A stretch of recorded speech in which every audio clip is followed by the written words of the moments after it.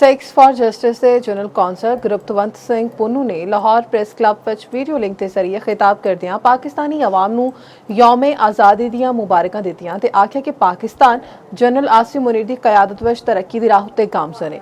ਮਜ਼ੀਦ ਤਫਸੀਲਾਤ ਇਸ ਰਿਪੋर्ट ਵਿੱਚ।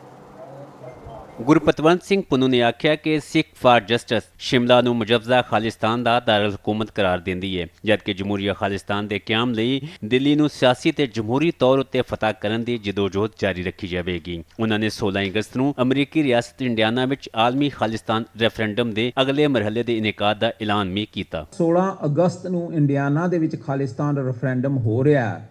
ਉਹ ਕਵਰ ਕਰੇਗਾ ਇੰਡੀਆਨਾ, ਵਿਸਕੌਨਸਨ, ਸ਼ਿਕਾਗੋ, ਸਾਰਾ ਉਸ ਏਰੀਆ ਜਿਹੜਾ ਹਿੱਸਾ ਹੈ ਤੇ ਉਸ ਤੋਂ ਬਾਅਦ ਜਿਹੜਾ ਹੋਣਾ ਹੈ ਦੁਬਾਰਾ ਹੋਏਗਾ ਉਹ ਹੋਏਗਾ ਕੈਨੇਡਾ ਦੇ ਵਿੱਚ ਐਡਮਿੰਟਨ ਚ 18 ਅਕਤੂਬਰ ਨੂੰ।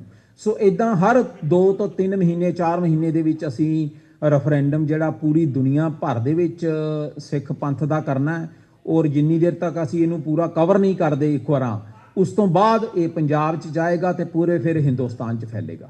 ਉਹਨਾਂ ਮਜ਼ੀਦ ਆਖਿਆ ਕਿ ਭਾਰਤੀ ਹੁਕੂਮਤ ਉੱਤੇ ਸਿੱਖ ਆਬਾਦੀ ਦੇ ਖਿਲਾਫ ਮੁਬੈਨਾ ਖਾਮੋਸ਼ ਨਸਲਕੁਸ਼ੀ, ਪੰਜਾਬ ਵਿੱਚ ਮਨਸ਼ਿਆਤ ਦੇ ਫੈਲਾਓ ਤੇ ਸਿੱਖ ਨੌਜਵਾਨਾਂ ਨੂੰ ਮੁਆਸ਼ੀ ਮੁਸ਼ਕਲਾਂ ਦੇ ਜ਼ਰੀਏ ਕਮਜ਼ੋਰ ਕਰਨ ਦੇ ਇਲਜ਼ਾਮਾਤ ਨੇ। ਗੁਰਪਤਵੰਤ ਸਿੰਘ ਪੁੰਨੂ ਨੇ ਸਿੱਖ ਹੋਮਲੈਂਡ ਸਿਕਿਉਰਿਟੀ ਫੋਰਸ ਕਾਇਮ ਕਰਨ ਦਾ ਐਲਾਨ ਕਰਦਿਆਂ ਆਖਿਆ ਕਿ ਇਹ ਫੋਰਸ ਕਿਸੇ ਹਮਲੇ ਲਈ ਨਹੀਂ ਬਲਕਿ ਸਿੱਖਾਂ ਤੇ ਤਹਿਰੀਕ ਤੇ ਤਹਫੁਜ਼ ਲਈ ਹੋਵੇਗੀ। ਖਾਲਿਸਤਾਨ ਰੈਫਰੈਂਡਮ ਦੇ ਜ਼ਰੀਏ ਆਜ਼ਾਦੀ ਦੀ ਕੋਸ਼ਿਸ਼ ਕੀਤੀ ਜਾ ਰਹੀ ਹੈ। ਇਹ ਕੋਈ ਕਿਸੇ ਹਿੰਦੁਸਤਾਨ ਦੇ ਸਰਕਾਰੀ ਦਫ਼ਤਰਾਂ ਤੇ ਜਾਂ ਕਿਸੇ ਹਿੰਦੁਸਤਾਨ ਦੇ ਅਦਾਰੇ ਤੇ ਜਾਂ ਕਿਸੇ ਦੇ ਉੱਤੇ ਕੋਈ ਹਮਲਾ ਨਹੀਂ ਹੈਗਾ। ਉਦੋਂ ਇਹ ਐਕਟੀਵੇਟ ਹੋਏਗੀ ਜੇ ਤੁਹਾਡੇ ਤੇ ਹਮਲਾ ਹੁੰਦਾ ਤਾਂ ਉਦਾਂ ਨਹੀਂ ਹੋਏਗੀ ਐਕਟੀਵੇਟ।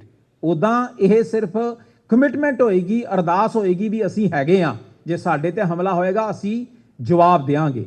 ਉਹਨਾਂ ਨੇ ਅਕਵਾਮ ਮੁਤਹਿਦਾ ਵਿੱਚ ਪੰਜਾਬ ਦੀ ਆਜ਼ਾਦੀ ਦਾ ਮਾਮਲਾ ਚੁੱਕਣ ਦਾ ਐਲਾਨ ਵੀ ਕੀਤਾ। ਭਾਰਤ ਨਾਲ ਮੁਮਕਿਨ ਮੁਸਤਕਬਲ ਦੀ ਜੰਗ ਦਾ ਜ਼ਿਕਰ ਕਰਦਿਆਂ ਪੁੰਨੂ ਨੇ ਦਾਅਵਾ ਕੀਤਾ ਕਿ ਜੰਗ ਦੀ ਸੂਰਤ ਵਿੱਚ ਭਾਰਤ ਤੇ ਟੋਟੇ ਹੋ ਸਕਦੇ ਨੇ ਤੇ ਪੰਜਾਬ ਇੱਕ ਵੱਖਰਾ ਮੁਲਕ ਬਣ ਸਕਦਾ ਹੈ।